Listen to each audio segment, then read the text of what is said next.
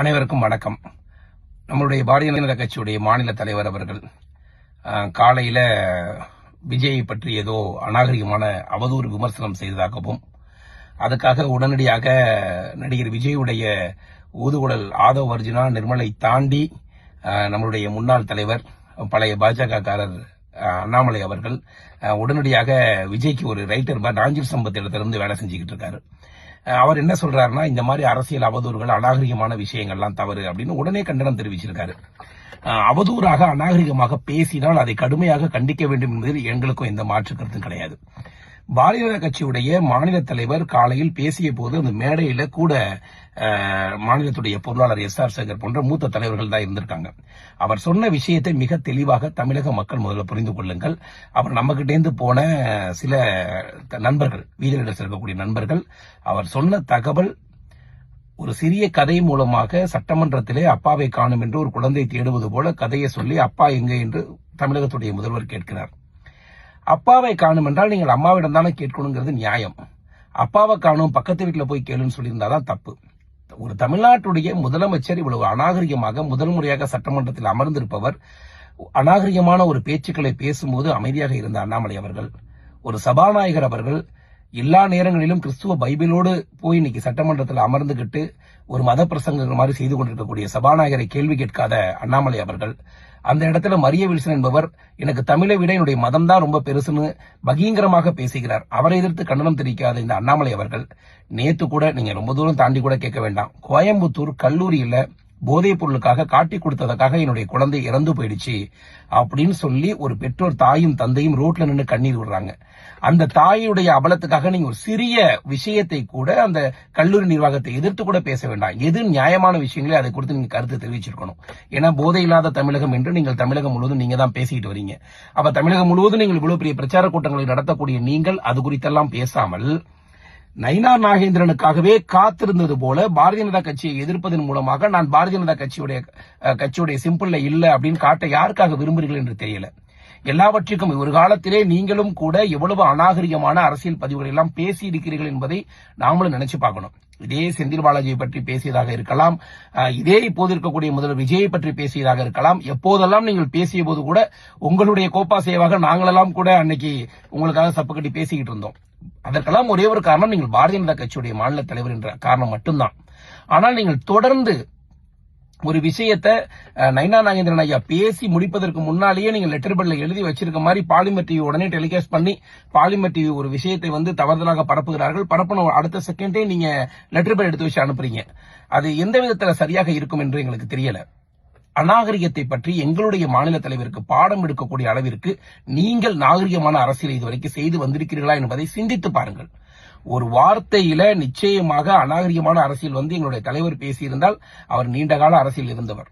ஒரு வார்த்தை கூட கோபத்தில் கூட பேச மாட்டார். அவரை பத்தி யதார்த்தத்தை நான் சொல்றேன். அவர் எந்த இடத்துலயுமே போய் ஒருத்தவங்க அநாகரிகமா பேசணுங்கிற கற்பனையில அதனால நமக்கு ஒரு விளம்பர வெளிச்சம் கிடைக்கும், இந்த வெளிச்சத்தின் மூலமாக நாம ஒரு பெரிய ஆளா காட்டிக்கலாம் அப்படி என்கிற கூடிய ஒரு அநாகரிக அரசியலை முதலில் தேர்வு செய்தவர் இதுவரைக்கும் நயினார் நாகேந்திரன் கிடையாது. தயவு செய்து ஒருவேளை இந்த அநாகரிக அரசியல் பேசிய உடனே அடுத்த அரை மணி நேரம் 1 மணி நேரத்துல நீங்க உடனே பதில் கொடுக்குறீங்க. அதுதான் எனக்கு ஆச்சரியமா இருக்கு. இன்னும் ஆதவ் அர்ஜுனாவுக்கு அது போய் சேரல, நிர்மலுக்கு போய் சேரல, புஷி ஆனந்துக்கு போய் சேரல. தமிழ்நாட்டுக்கே தெரியாத விஷயத்த உடனே நயினார் பேசணும் நீங்க ரிப்பீட் பண்றதை பார்க்கும்போது எங்களுக்கு ரொம்ப இவ்வளவு வேகமாக நீங்க இருக்கிறீங்க. பாரதிய ஜனதா கட்சியுடைய தலைவர்களையும் பாரதிய ஜனதா கட்சியுடைய கொள்கைகளையும் எதிர்த்தா நாம ஒரு தமிழ்நாட்டில் ஆதரிக்கப்படுவோம் என்று நீங்கள் நினைக்கிறீர்கள். உங்க கணக்கு கண்டிப்பா தப்பு கணக்கா தான் போகும். அது நீங்கள் உறுதியாக நாங்கள் அரசியல் சொல்றோம். நீங்கள் எந்த கணக்கு போட்டாலும் அது தப்பு கணக்காக தான் போடும். இந்து என்று வரும்போது வீட்டுக்குள் மூடி வச்சுட்டு வாங்கன்னு சொல்றீங்க. ஆனால் கிறிஸ்டின் என்று ஒரு சட்டசபையை பேசும்போது அன்னைக்கு நீங்க பேசுறதுக்கு தயாரா இல்ல. இந்த அரசியலை வெகு காலமாக தமிழகம் பார்த்து கொண்டிருக்கிறது.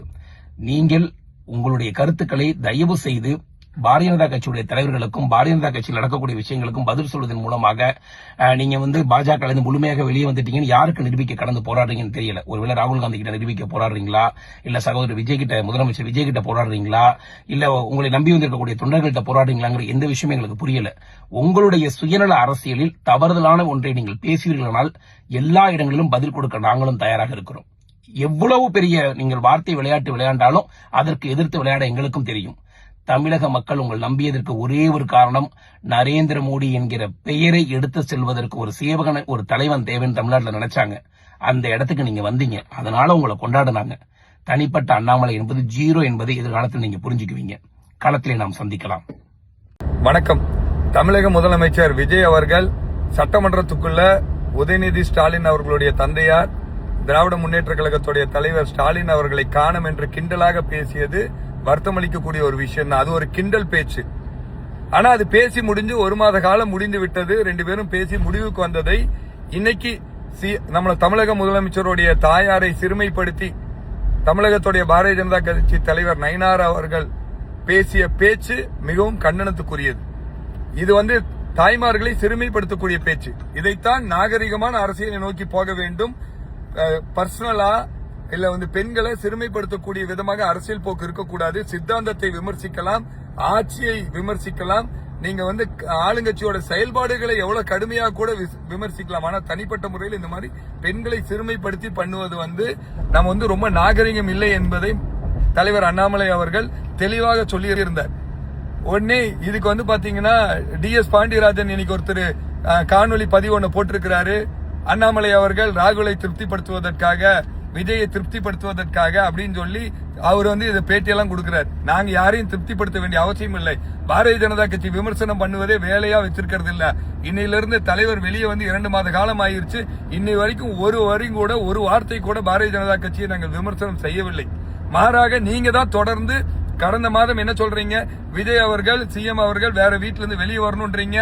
இன்னைக்கு அவங்க தாயாரை இப்படி பேசுறீங்க. அவர் பேசிய பேச்சை ஒரு நிமிஷம் நீங்கள் கேட்டு பாருங்கள். அவர் யாரை பத்தி பேசியிருந்தாலும் நாங்க கண்டனம் தெரிவிச்சிருப்போம். எந்த கட்சிக்காரங்க இந்த மாதிரி இன்னொருத்தங்களையும் அவங்க தாய்மார்களை பத்தி பேசியிருந்தாலும் எங்க கண்டனம் இருக்கும். நீங்க திராவிட முன்னேற்ற கழகத்தை திருப்திப்படுத்த வேண்டும் என்பதற்காக தான் இந்த மாசத்துக்குள்ள இந்த மாதிரி எல்லாம் பேசியிருக்கீங்க.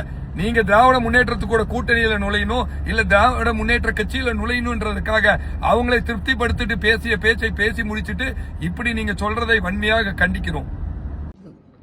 அனைவருக்கும் வணக்கம். பொதுவா நம்ம கடவுளுக்கு நிகர நம்ம பார்க்கக்கூடியவங்க தாய், தந்தை, குரு. ஆனால் திரு நயினார் நாகேந்திரன் அவர்கள் நம்மளுடைய முதலமைச்சர் திரு விஜய் அவர்களை பற்றி, அவங்களுடைய தாயை பற்றி, அவங்க அப்பாவை பற்றி பேசுனது ரொம்ப தவறானது. ஏன் இப்படி நடக்குதுன்னே புரியல எனக்கு. ஒரு பக்கம் உதயநிதி பேசுறது சரியில்லை பெண்களை பற்றி, ஒரு பக்கம் இந்தியாவை ஆளக்கூடிய கட்சி அதனுடைய மாநில தலைவர் திரு நயினார் நாகேந்திரன் அவர்கள் பேசியிருக்கக்கூடிய வார்த்தைகள் இதைவிட உச்சக்கட்ட ஒரு அருவருப்பு இருக்கக்கூடிய ஒரு வார்த்தைகளாக இருக்க முடியாது. அப்பா யாருன்னா தெரியலன்னா அம்மா கிட்ட கேளுங்கன்னு சொல்றது ஒரு முதலமைச்சரை பார்த்து இப்படி பேசுறதா? பிரதமர் நரேந்திர மோடி அவர்களை பார்த்து ஒருத்தர் இங்க இருந்து அவங்களுடைய தாயை பற்றி பேசும் பொழுது நம்ம எல்லாருமே தானே கொந்தளிச்சோம். நானும் அந்த கட்சியில் இருந்தவன் தான். ஆனால் அதே தானே இன்னைக்கு முதலமைச்சர் விஜய் அவர்களை அவங்க தாயை, அவங்க அப்பா பற்றி பேசும்பொழுது அதே தவறு தானே. இதை செய்யலாமா? அரசியல் களம் இன்னைக்கு எந்த அளவுக்கு பர்சனலாக போயிட்டு இருக்கு. ஏன் உங்களுக்கு விஜய் அவர்களை டார்கெட் பண்ண தெரியலையா? அவரை உங்களுக்கு பிடிக்கலன்னா அவர் செய்யக்கூடிய அந்த செயல்களை நீங்கள் கிண்டல் பண்ணுங்க, கேலி பண்ணுங்க, கொஸ்டின் பண்ணுங்க, கிரிட்டிசைஸ் பண்ணுங்க. அது திருப்பி அவங்க பண்ணுவாங்க. உங்கள் 2 பேருக்குள்ள நடக்க வேண்டியது இல்லை, யார் வேணாலும் நடக்கலாம். நான் ஒன்றும் அந்த கட்சியில் கிடையாது. நான் அண்ணாமலை அவர்களுடைய தொண்டன். ஆனால் இருந்தாலும் தாய் தந்தையரை மதிக்கக்கூடிய ஒரு மண்ணில் நம்ம பிறந்துட்டு இன்னைக்கு இது போல ஒரு பேச்சுகள் பேசுவது ரொம்ப தவறு. இந்த விஷயத்தில் உறுதியாக சொல்கிறேன், ஐ ஆம் வித் விஜய். முதலமைச்சர் விஜய் அவர்களோட ஐ ஸ்டாண்ட் வித் முதலமைச்சர் விஜய் அவர்கள். திரு அண்ணாமலை அவர்களும் பார்த்தீங்கன்னா இன்னைக்கு ஒரு ட்வீட் போட்டிருக்காரு, ஒரு இன்ஸ்டாகிராமில் ஒரு போஸ்ட் போட்டிருக்காரு. We support. ஏன்னா இது ரொம்ப தவறு. முதலமைச்சர் அவர்கள் செயல்கள் சரியில்லை, இவ்வளோ இன்வெஸ்ட்மெண்ட் வரல சொல்றீங்க, புரிஞ்சுக்கிறது. அது நீங்க பேசுங்க, கிரிட்டிசைஸ் பண்ணுங்க. இதில் நிறைய கம்பெனிஸ் சரியில்லை, பேசுங்க, அதை பற்றி பேசுங்க. எப்பயோ நடந்தது, போன அசம்பிளியில் நடந்தது எடுத்துன்னு இங்கே இப்போ நீங்கள் பேசுறதுல என்ன சம்பந்தம் இருக்கு சார்? நீங்க திமுகவோட கூட்டணி போகணும்னு முடிவு பண்ணிட்டீங்கன்னா பிஜேபி அதை பண்ணிக்கங்க. அது உங்களுடைய இது. ஆனால் இது தேவையில்லாததில்லை. எதுக்கு நீங்கள் முட்டு கொடுக்குறீங்க? ஏன் திமுகவில் இருக்கவங்களுக்கு யாருக்கும் பேச தெரியாதா? அவங்க பேசிட்டு போறாங்க. ஸோ இது வெளிப்படையாக தெரியுது. இது ரொம்ப தவறு. இதை கண்டிக்கத்தக்கது. என்னை போல மனிதர்கள் தாய் தந்தையரை தன் கடவுள் போல பார்க்கக்கூடிய அவங்களுக்கு அத்தனை பேருக்கும் இது வலிக்குது. இது ரொம்ப தவறு. நன்றி, வணக்கம்.